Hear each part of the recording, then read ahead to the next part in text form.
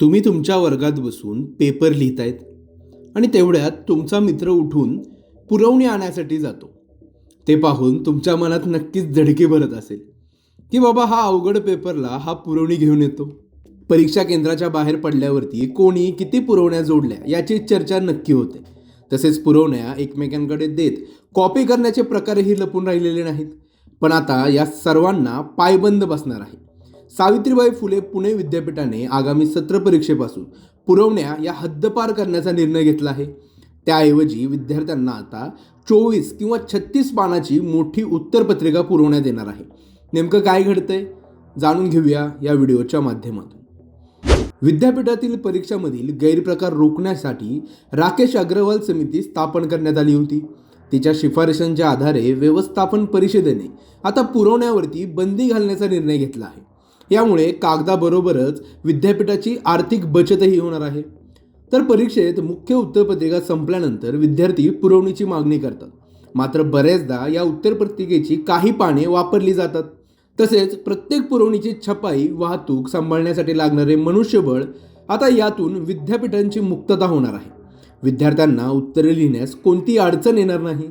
तर विद्यापीठाला 1 कोटी उत्तरपत्रिकांची गरज असून त्यातील 75 लाख उत्तरपत्रिका आता उपलब्धही झाल्यात. तर पुरवणीबद्दलच्या तक्रारी, पुरवणी उत्तरपत्रिकांवर बारकोड क्रमांक नसणे, त्यामुळे गैरप्रकार होण्याची शक्यता असते. परीक्षा केंद्रातून पुरवणी गहाळ होणे, सोबत न जोडणे अशा तक्रारी सतत येतात. त्यानंतर चौकशी किंवा दंडापर्यंतची उठाठेव विद्यापीठाला करावी लागते. तसेच महाविद्यालयांकडून अंतर्गत परीक्षा तसेच इतर कारणासाठी विद्यापीठाच्या पुरवण्यांचा सर्रासपणे वापर करण्यात येत असल्याचे निदर्शनास आले होते. तर एका विद्यार्थी एका तासात सरासरी किती पाने लिहू शकतो याचा अभ्यास समितीने केला आहे. साधारण एका मिनिटात एक विद्यार्थी 50 ते 20 शब्द लिहितो. त्या आधारे ते 2 ते 3 तासासाठी लागणारा वेळ या आधारे पानांची संख्या निश्चित झाली आहे.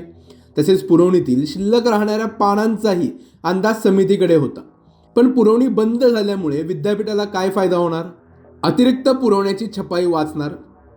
प्रत्येक पुरवणीला ग्राफिक्स, बारकोड, हॉलोक्राफ्ट स्टिकरची आवश्यकता संपणार. पुरवणी गहाळ होण्याचा प्रकार थांबेल. परीक्षेतील गैरप्रकारांनाही आळा बसणार आहे. यामुळेच कुठेतरी पुणे युनिव्हर्सिटीने घेतलेल्या या निर्णयाचं स्वागत करण्यात येतंय. याबाबत तुम्हाला काय वाटतं? पुरवणी हद्दपार करणे योग्य आहे की अयोग्य? आम्हाला कमेंट करून जरूर कळवा. महाराष्ट्रातील सर्व बातम्यांचे विश्वासार्ह व्यासपीठ. सकाळच्या सर्व सोशल मीडिया प्लॅटफॉर्मला लाईक, फॉलो आणि सबस्क्राईब करा. तसंच सर्व नोटिफिकेशनसाठी बेल आयकॉन प्रेस करायला विसरू नका.